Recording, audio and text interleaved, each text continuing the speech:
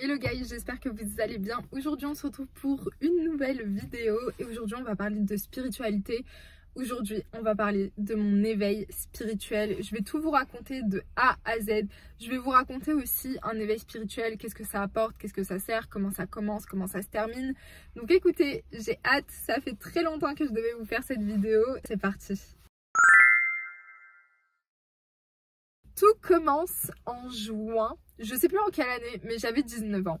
Et en gros, il faut savoir que j'étais en stage et que pendant ma période de stage, en fait, j'allais à l'auto-école. Donc, soit le matin, j'avais 1 heure d'auto-école et ensuite j'allais en stage. Et soit le soir, j'avais auto-école. Ça dépendait. Je suis désolée, vous allez voir des gens passer derrière moi, mais normalement, ils ne devraient pas être très nombreux. Donc, en fait, il faut savoir que avant de commencer mon stage, j'ai quitté mon logement étudiant et je suis rentrée à Nice parce que du coup, mon stage, c'était à Nice.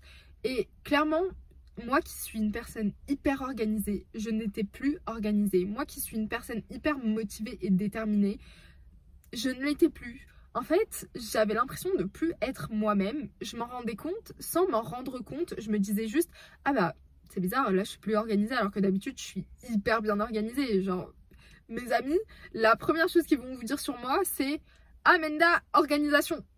Organisation, ça on peut pas lui enlever. » Et là, j'étais hyper désorganisée. Je trouvais que ma vie n'avait aucun sens. Alors bon, c'est sûr que quand tu es à la fac, tu penses très souvent que ta vie n'a aucun sens. Mais vraiment, genre, c'était insipide. Ma vie, elle était insipide. Elle n'avait pas de goût, elle n'avait pas d'intérêt. J'étais plus moi-même. Et le peu de choses que j'aimais, genre m'organiser, me surpasser, faire des challenges, etc. Je sais pas, de productivité par exemple.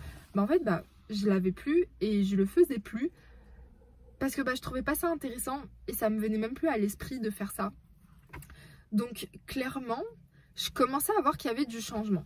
Mais je me suis dit, bon écoute, c'est pas grave, c'est rien, ça va passer. Donc je commence mon stage et à ce moment, dans mon stage, je n'attendais vraiment rien de la vie. J'attendais rien. Je pensais que la vie ne pouvait plus rien m'apporter.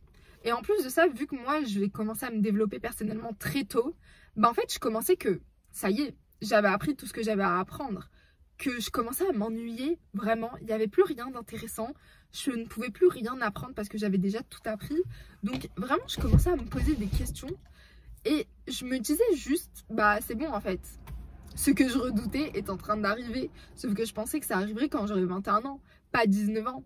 Et donc là, niveau développement personnel, j'ai plus rien à apprendre. Niveau social, sociologie, tout ça, j'ai plus rien à apprendre. Niveau économie, j'ai plus rien à apprendre. Donc j'étais là en mode, j'ai plus rien à apprendre de la vie. Et c'est là que j'ai eu mon éveil spirituel. Et c'est là que j'ai réellement compris comment est-ce que le monde fonctionnait. C'est là que j'ai réellement compris, non pas qui j'étais en tant qu'être humain, mais qui j'étais en tant qu'âme. Parce qu'un éveil spirituel, ça ne s'adresse pas à vous en tant qu'être humain, ça s'adresse à votre âme. Et c'est plutôt votre âme qui s'adresse à vous. Mais bref, on n'en est pas encore là. Donc je suis en train de faire mon stage, j'attends rien de la vie, mais je rencontre une personne.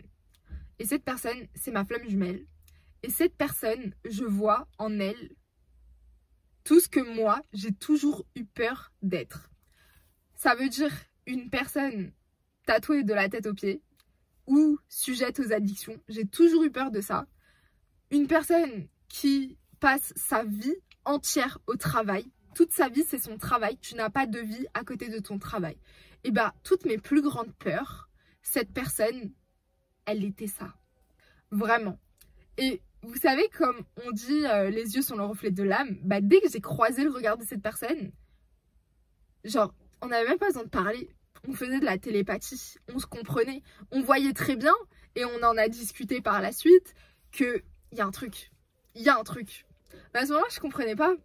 Je suis dedans, c'est la première fois que ça m'arrive, je comprends pas. T'es qui, tu vois? Je ne m'attendais pas à rencontrer qui que ce soit. Et il y a toi. Et toi, j'ai l'impression que je t'ai toujours connu.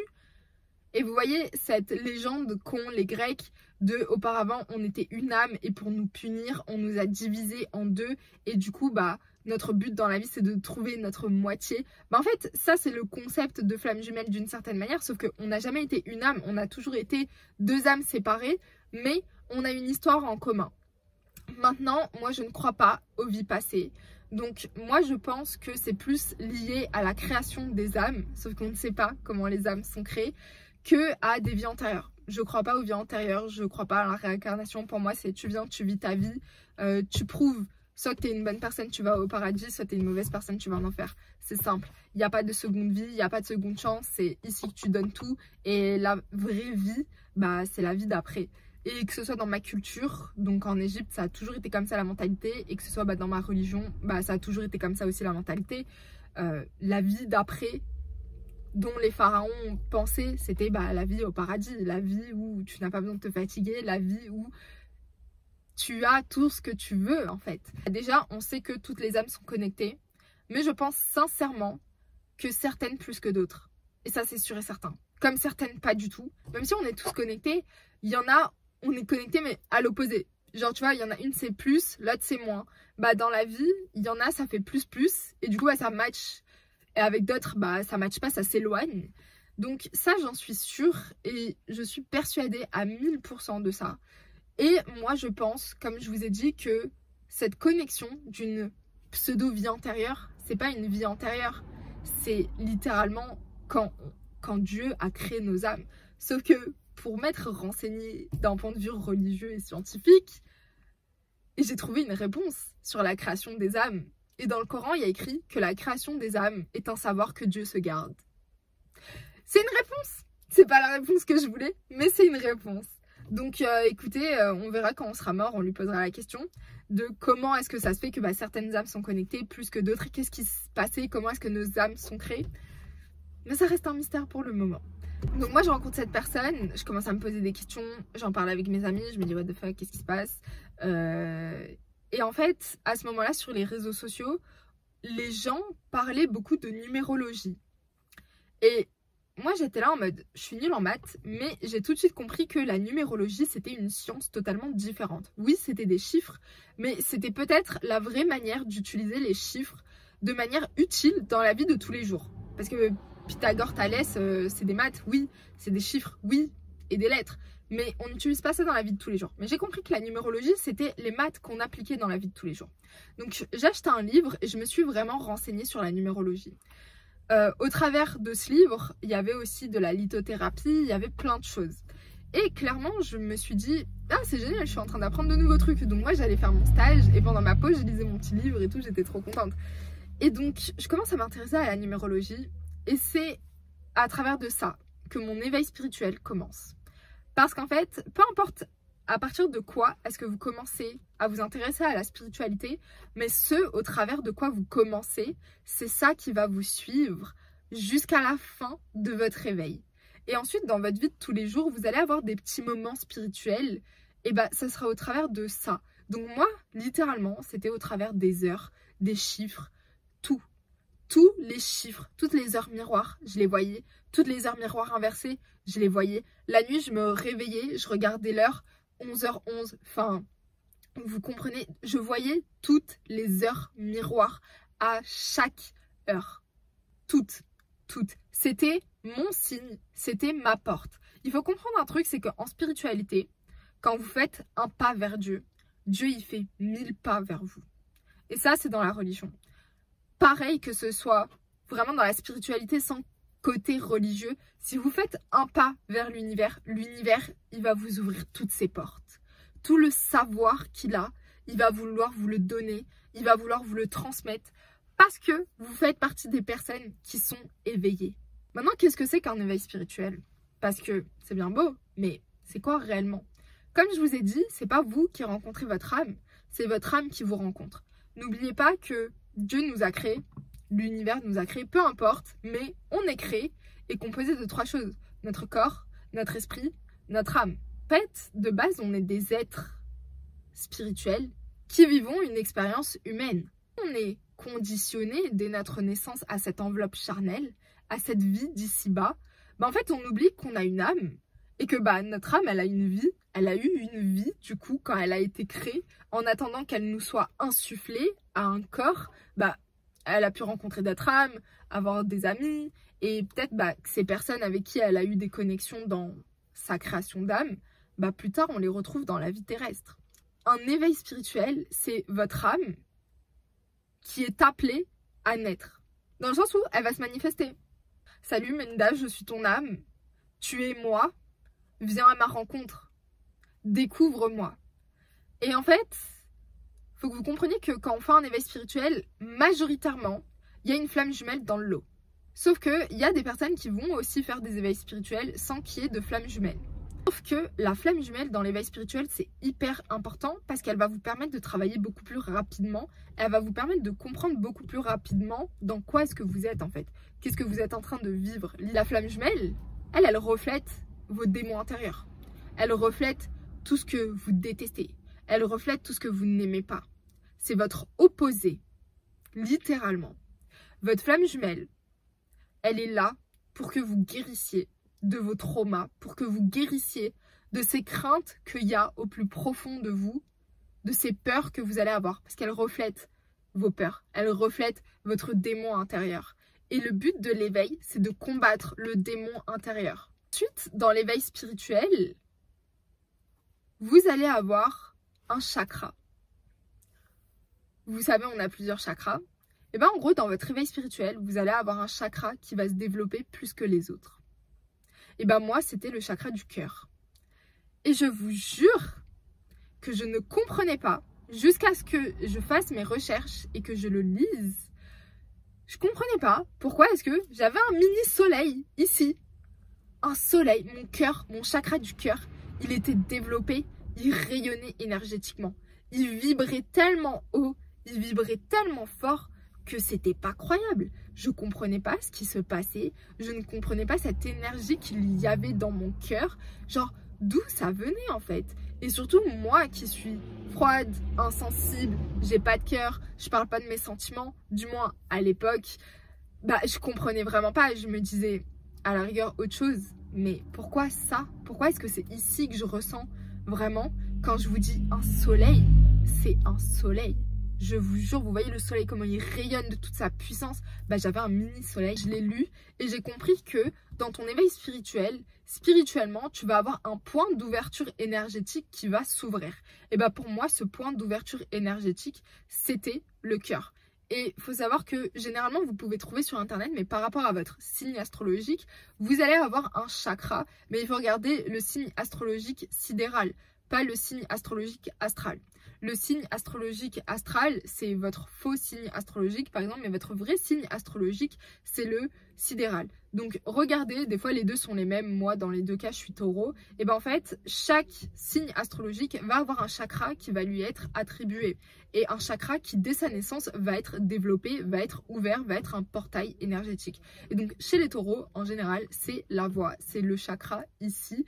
Donc, et c'est totalement vrai parce que je passais littéralement mon enfance à chanter. Et à chaque fois que j'avais un problème, que j'avais quelque chose où j'étais gênée, frustrée, là où j'étais genre serrée comme ça, c'était là. C'était au niveau de ma gorge, j'arrivais pas à m'exprimer en fait.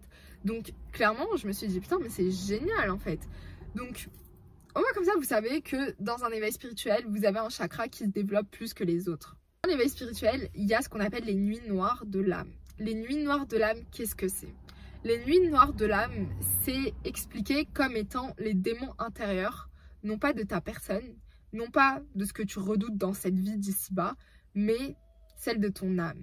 Et là, du coup, tu fais pas juste un travail sur ta personne, tu fais vraiment un travail sur ton âme. Et ça peut être très compliqué, les nuits noires de l'âme, parce que littéralement, tu ne sais pas déjà à quoi t'attendre, c'est hyper puissant, et en fait, ça se manifeste tout seul. Donc moi, clairement, mes nuits noires de l'âme, c'était des crises existentielles.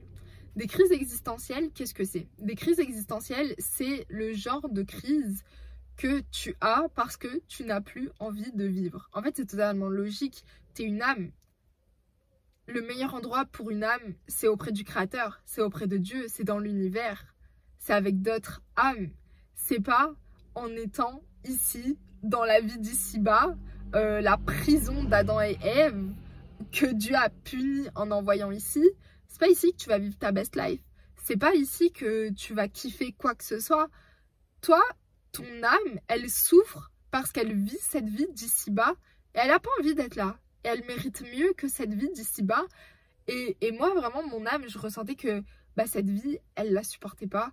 Elle était là en mode, j'ai rien à faire ici. Tu sais, c'est comme, on te prend et on te jette en prison alors que littéralement t'as rien fait de mal, t'as commis aucun crime, t'as jamais dépassé ne serait-ce que les limitations de vitesse quand tu conduisais, tu pètes un câble en fait.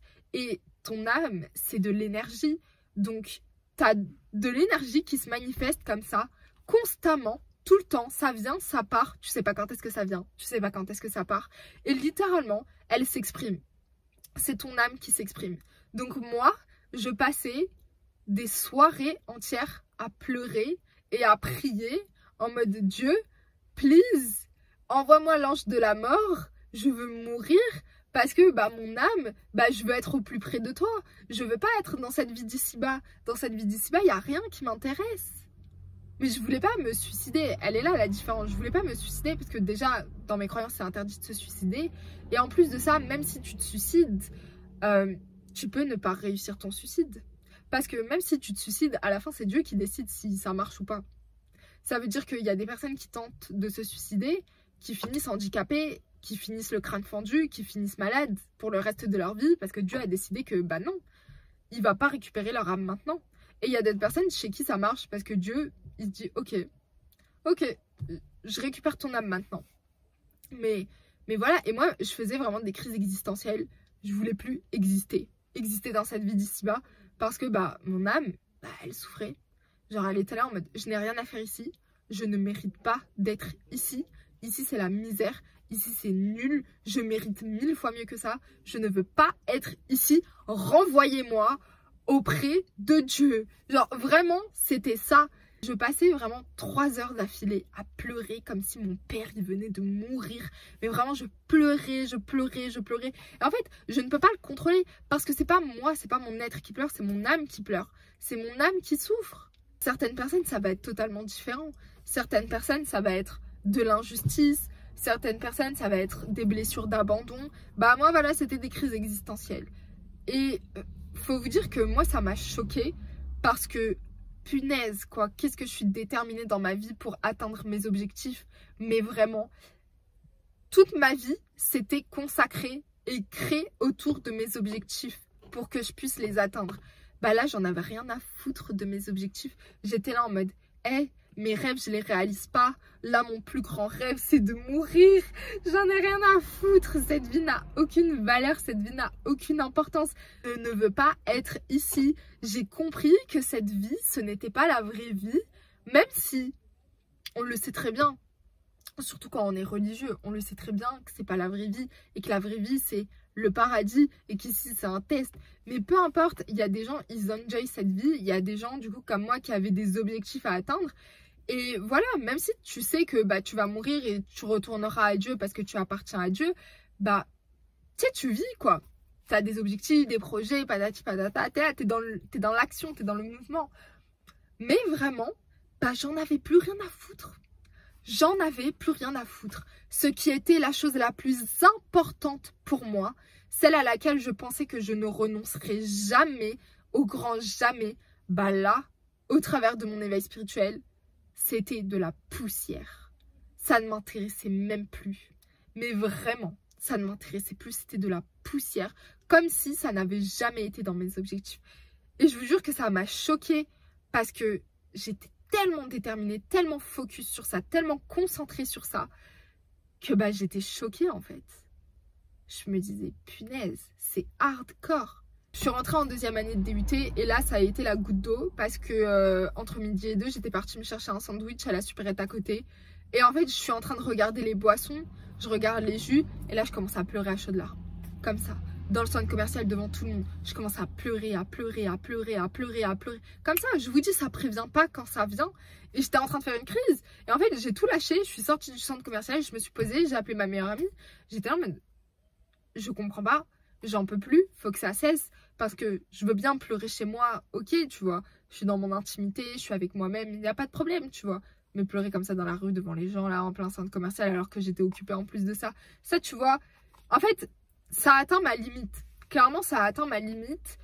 Et je me suis dit, il faut que ça cesse. Il faut que cet éveil spirituel tourne sa page. Ça y est, il faut qu'on éveille. On ne peut plus rester à se battre comme ça indéfiniment. Donc à partir de ce moment-là, je me suis dit, ça suffit, il faut vraiment que je commence à travailler pour me libérer de ça, que je puisse surmonter l'obstacle, que je puisse éveiller. Parce que, en gros, dans ma vie et dans le business de l'enfer, là, clairement, j'avais rencontré une personne incroyable. Et en gros, il m'a dit que lui aussi, il a eu un éveil spirituel, qu'il a éveillé, et que, on parlait des nuits noires de l'âme, etc. Et il m'a dit, fais gaffe, parce qu'il y a des gens qui n'éveillent pas. Il y a des gens qui sombrent dans leur nuit noire de l'âme, parce qu'ils n'arrivent pas à les combattre, ou ils n'ont pas envie de les combattre, ils n'ont pas la force de les combattre, donc c'est elles qui les ont combattus. En gros, c'est la guerre. Vous n'avez pas le choix. C'est soit vous voulez éveiller et vous décidez de vous battre contre vos nuits noires de l'âme, contre votre démon intérieur, parce qu'il y a deux combats, celui de votre personne et celui de votre âme, soit, en fait, c'est lui qui va vous abattre, littéralement. Il n'y a pas le choix. C'est soit vous l'emportez, soit c'est lui qui l'emporte. Et franchement, il m'a dit, la meilleure chose, même si c'est dur, même si j'en ai coulé des larmes, ok, et j'en ai passé des nuits à pleurer, ok, c'est d'éveiller, parce que franchement, quand tu sombres au plus bas, et tu ne reviens jamais. Et moi, ça y est, j'avais déjà éveillé à ce moment-là, mais vraiment, je me suis rendu compte à quel point c'était important, à quel point c'était puissant, à quel point c'était grave. Tu gagnes tellement en éveillant, mais nom de Dieu, tout ce que tu peux perdre en te laissant abattre par tes nuits noires de l'âme, c'est tragique parce que tu t'en remets pas, tu t'en remets jamais. Ta seule échappatoire, ça sera de mourir. Sérieusement, je vous parle hyper sérieusement. C'est pas un truc à prendre à la légère. C'est hyper dur.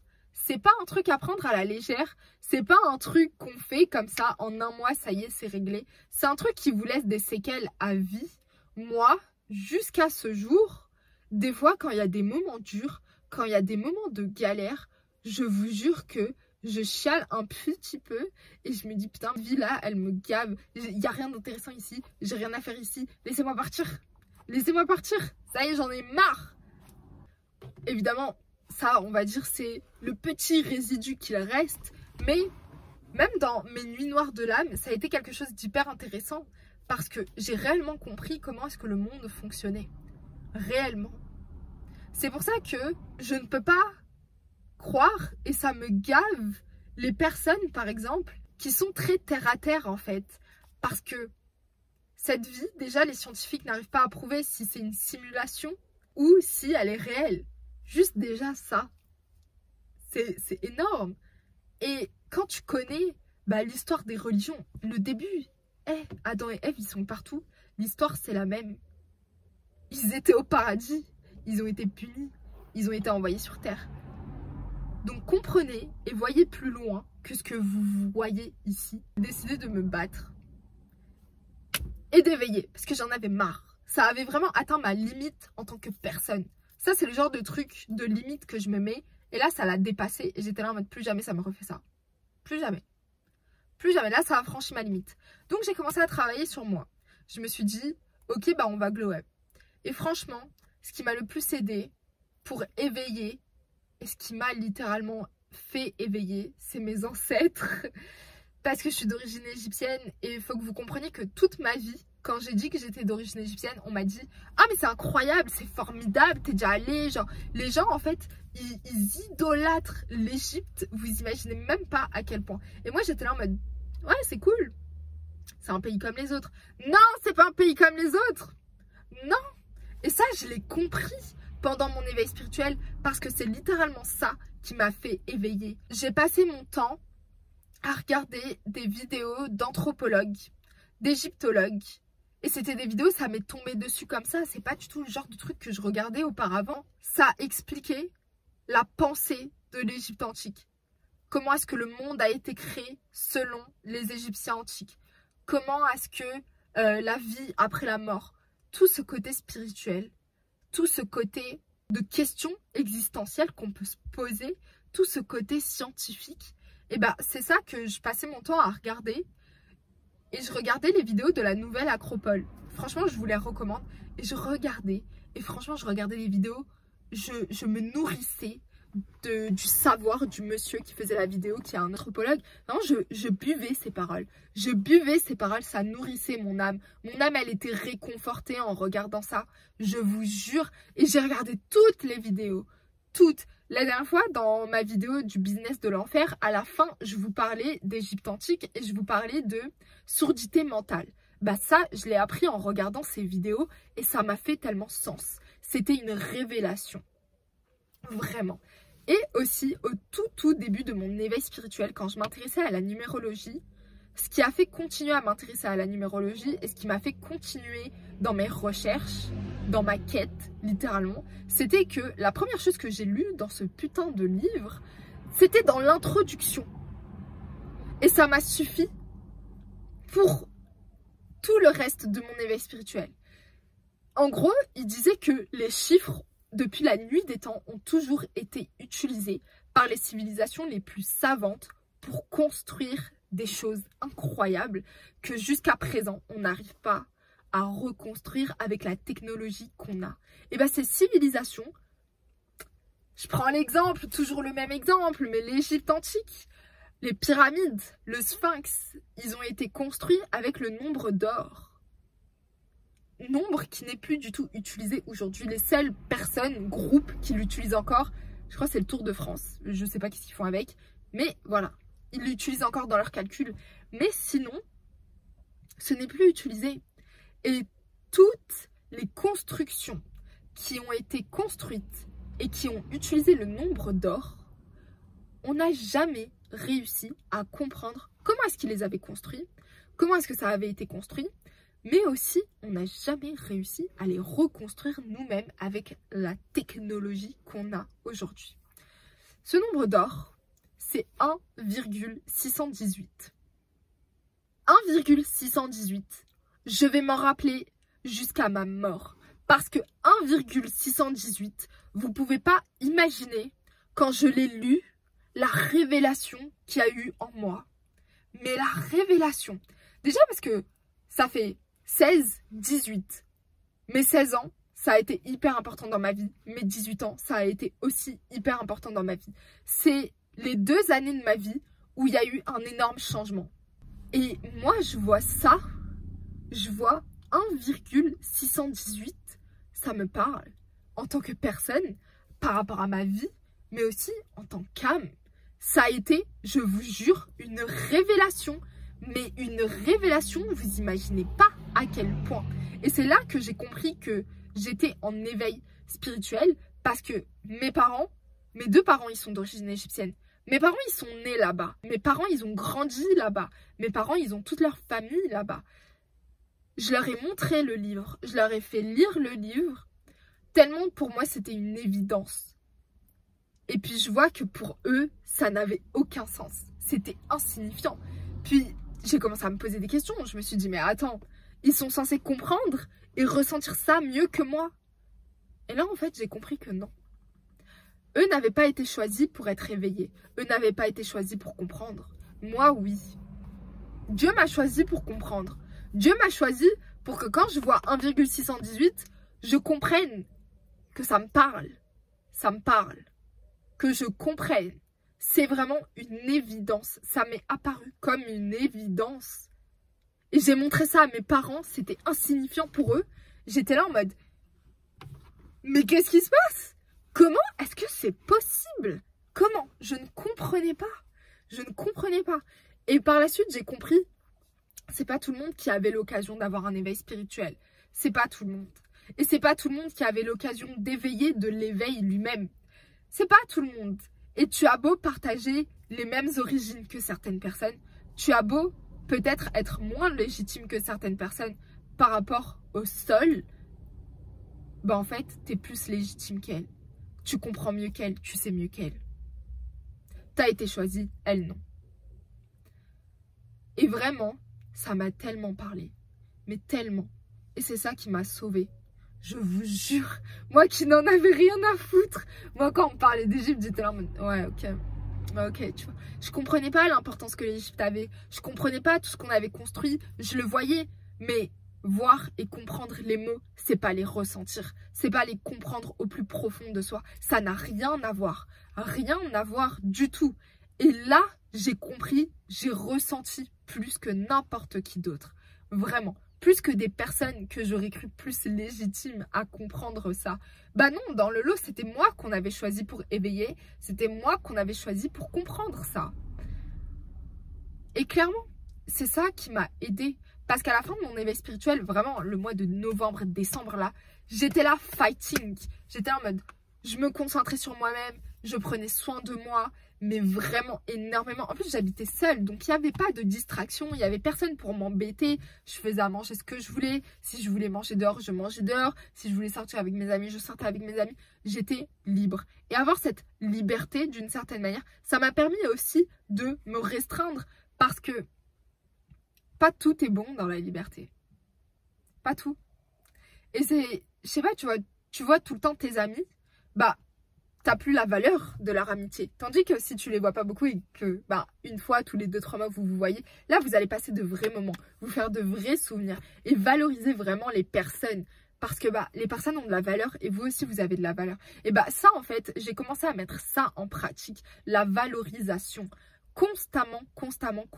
Dans ce que je faisais, dans ce que je mangeais, comment je me préparais. Vraiment, c'était estime de soi et valorisation, mes clés, genre, pour éveiller. Et en plus de ça, du coup, je passais mon temps libre à nourrir mon cerveau, nourrir mon âme en regardant les vidéos sur l'Égypte antique, en regardant le savoir, les connaissances qu'ils avaient, ce qu'ils apportaient, la manière dont ils pensaient. Et c'est ça qui m'a sauvée, je vous jure, parce que à la fin, quand j'éveillais, quand je manifestais, quand je mettais mes objectifs en place, du moins que je les remettais en place, parce que ça va, mes crises existentielles s'étaient calmées, même si elles étaient quand même un petit peu là, hein, elles s'étaient calmées. Et vraiment, je me disais, ok, moi je vais faire ça, je veux ça. C'était pas loi d'attraction, c'était loi d'assomption. J'ai ça, j'ai ça, j'ai ça, j'ai ça, j'ai ça, je suis comme ça, je suis comme ça, et je vais avoir ça. Et à force de travailler sur mes énergies, à force de travailler sur ma valorisation, à force de travailler sur la valorisation des autres aussi, et tout ça, ça m'a permis d'éveiller.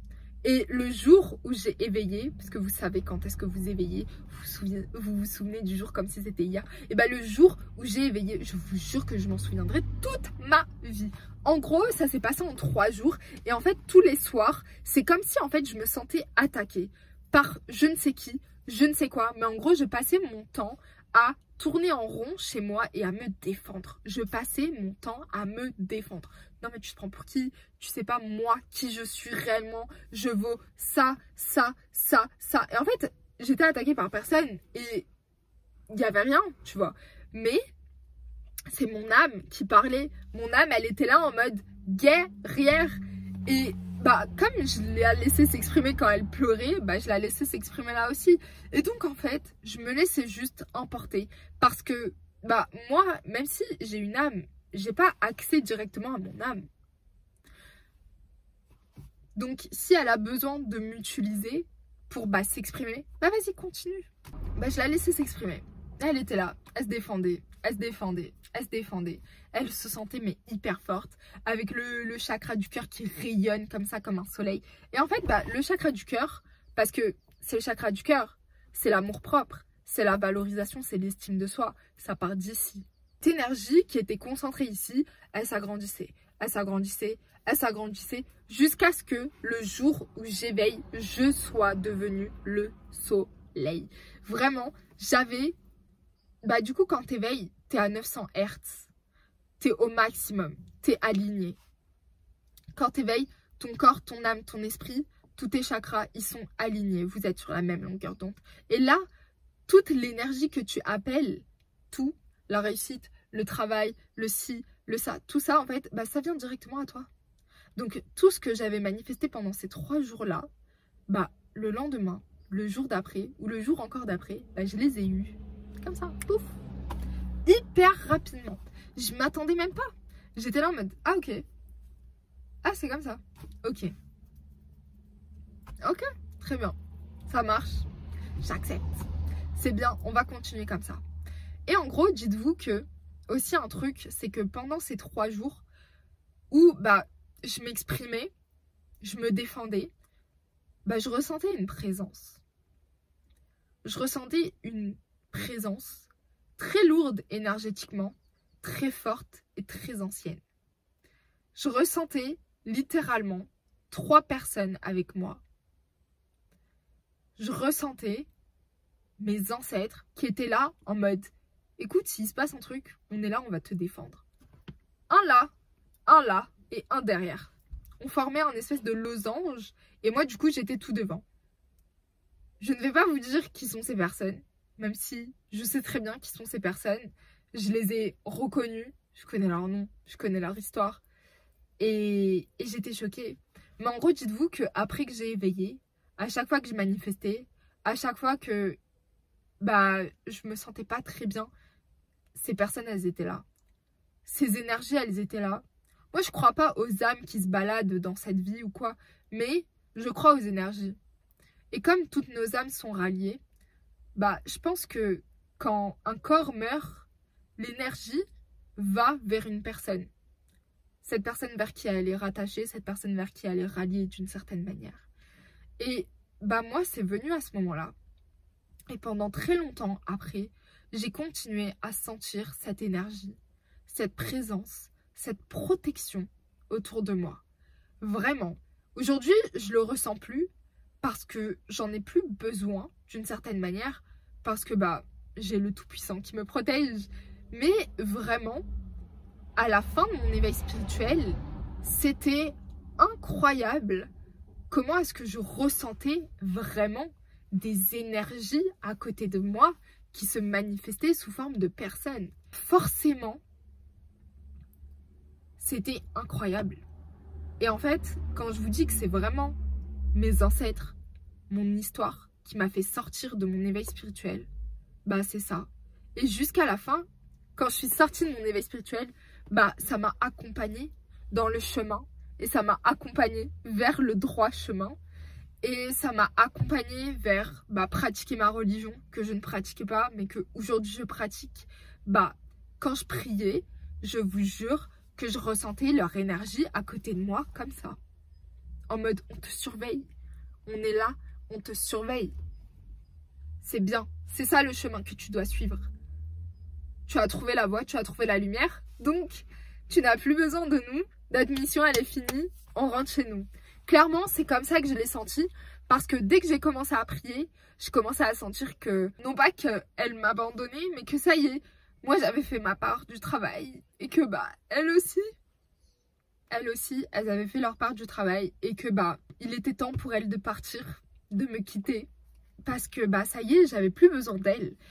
Et franchement, c'était une sensation incroyable parce que ça m'a tellement apporté. Ça m'a permis de comprendre mon âme qui elle était. Ça m'a permis de comprendre comment est-ce que le monde fonctionnait. Peut-être de manière un petit peu brutale au point de ne plus vouloir y être. Mais vraiment, j'ai tout compris. Tout.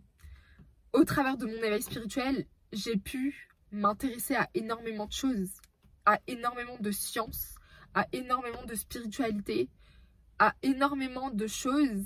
Et en fait, il faut que vous compreniez un truc, et je vous ferai une vidéo sur ça, c'est que mon éveil spirituel et la spiritualité, ça m'a ramené vers la religion.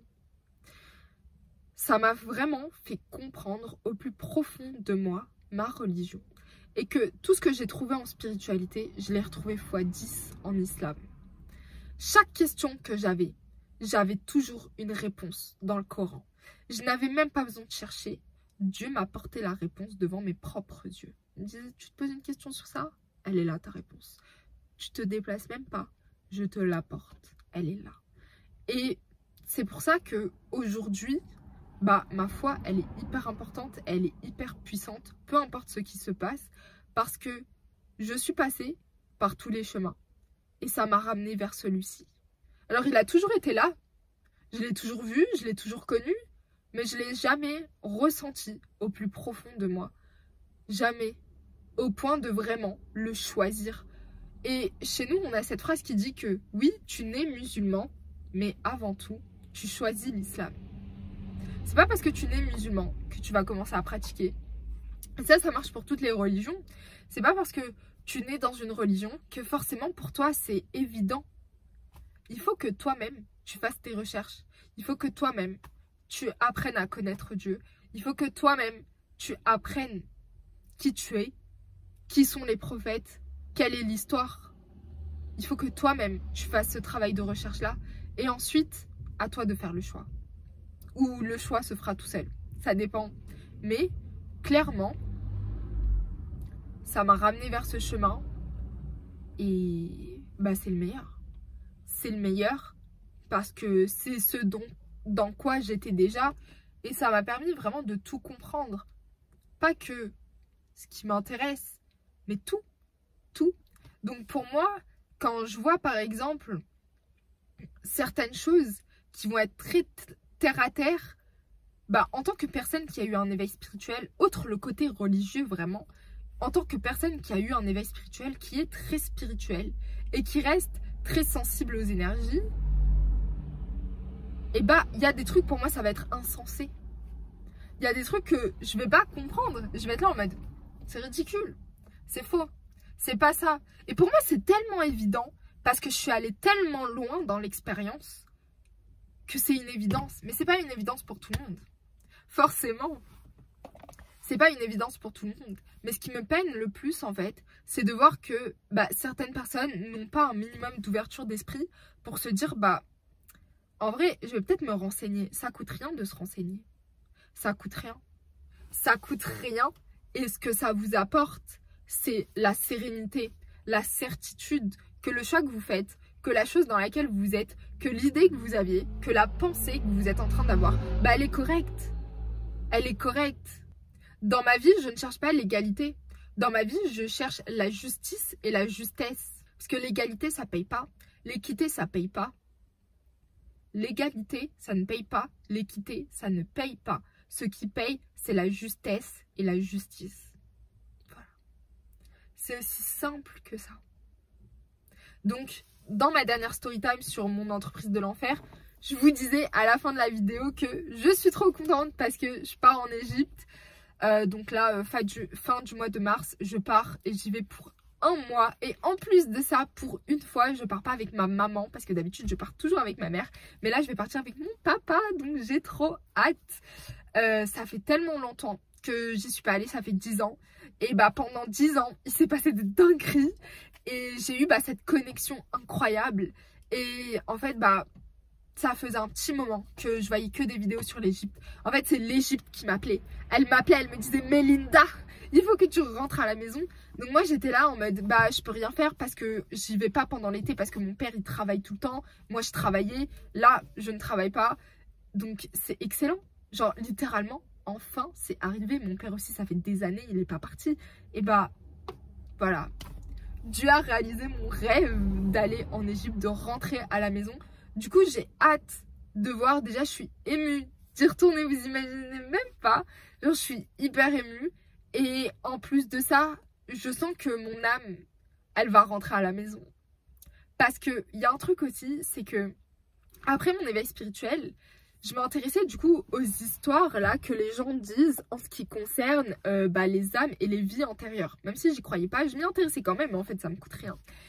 Et clairement, il y avait une personne qui disait qu'on peut faire des lectures d'âme et en fait connaître notre ancienne vie d'une certaine manière. Et bah moi, je voulais faire une lecture pour être sûre qu'en fait, bah mon âme, c'est une âme qui a vécu du temps des pharaons. Parce que sincèrement, avec tous les signes que j'ai eus, toutes les évidences que j'ai eues devant les yeux, tout ce sentiment que j'ai eu et que je continue de ressentir très intensément aujourd'hui, je suis sûre et certaine que moi, je date de l'ancien temps. Genre, c'est sûr et certain. C'est sûr et certain. Il y a des choses que je comprends d'une vitesse en ce qui concerne l'ancien temps. C'est pas croyable. Comme si j'y avais vécu. Alors, je ne crois toujours pas aux vies antérieures. Mais du coup, ce que je pense, c'est que bah c'était tout dans la création des âmes. Parce que bah, Dieu a dû créer nos âmes au même moment. Et en attendant de bah, insuffler mon âme à bah, Melinda, du coup, qui va naître le 16 mai, etc. bah forcément j'ai vécu des trucs, j'ai rencontré d'autres âmes, j'ai discuté, il y a des âmes qui sont parties, il y a des âmes qui sont revenues, on a échangé, et bah peut-être que bah ces âmes et moi, ces âmes qui ont vécu dans l'ancien temps et moi, bah on est rattachés. Et que d'une certaine manière, bah je garde cette empreinte bah déjà dans mon ADN, ce qui est sûr et certain. Et en plus de ça, cette empreinte énergétique que je garde, que je récupère, des messages que je reçois, des messages qui partent. Mais en tout cas, il y a de l'énergie qui circule et j'ai qu'une seule hâte, c'est d'y aller et de voir comment ça se passe réellement là-bas. Parce que moi qui croyais ne pas être légitime, bah punaise, je suis plus légitime que quelqu'un qui a vécu là-bas toute sa vie. Parce que vraiment, j'ai été choisie et genre un grand merci à Dieu. Parce que c'est pas donné à tout le monde. Et la dernière fois, je voyais une vidéo d'un anthropologue américain qui travaillait en fait sur les Anunnaki, donc l'ancienne civilisation en Iran et en Perse, et qui travaillait aussi sur l'Égypte antique, avant l'Égypte antique, donc moins 30 000 jusqu'à moins 5 000.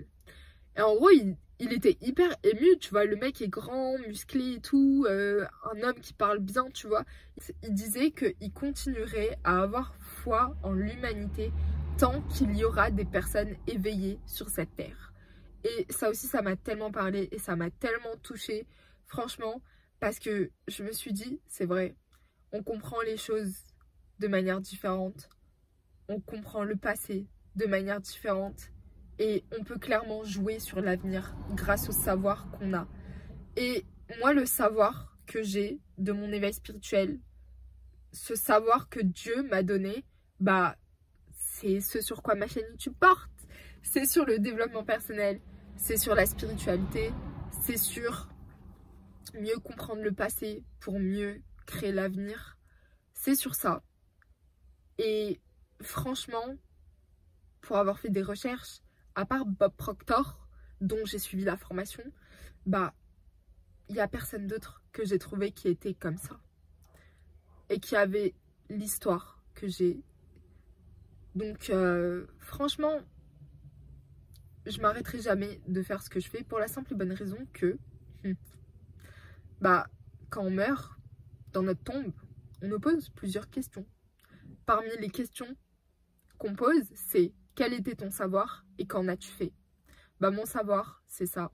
Et voilà ce que je suis en train d'en faire. Je suis en train de le partager pour aider des personnes, pour que ça serve aux gens, pour que ça devienne une arme, mais aussi une paix intérieure, pour que ça devienne leur meilleure compétence.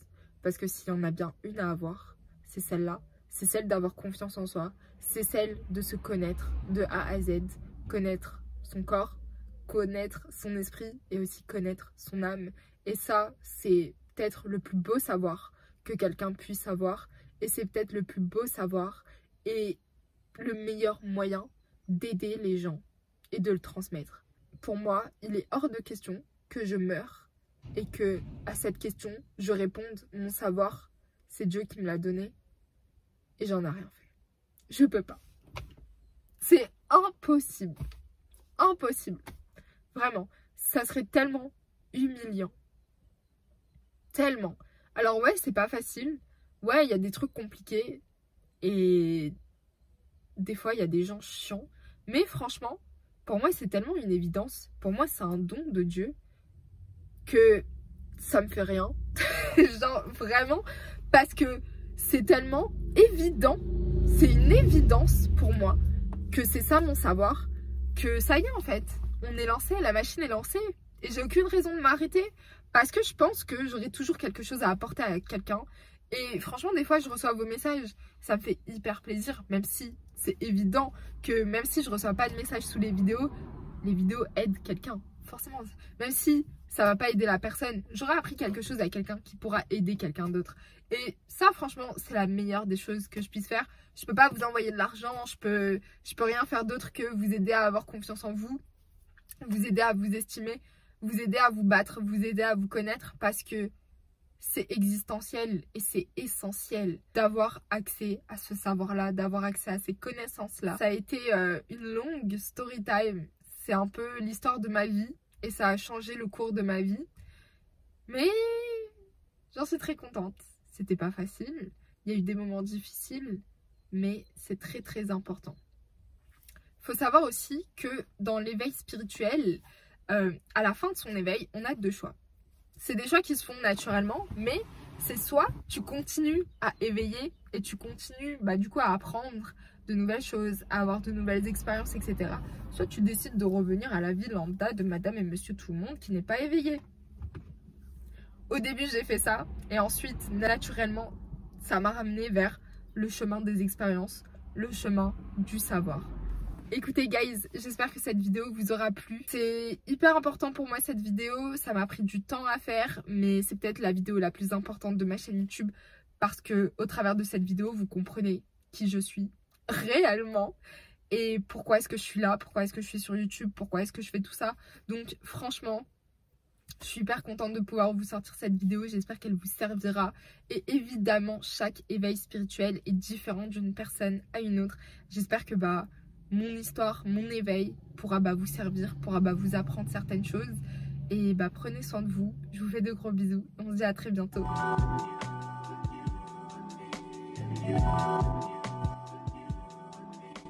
Yeah.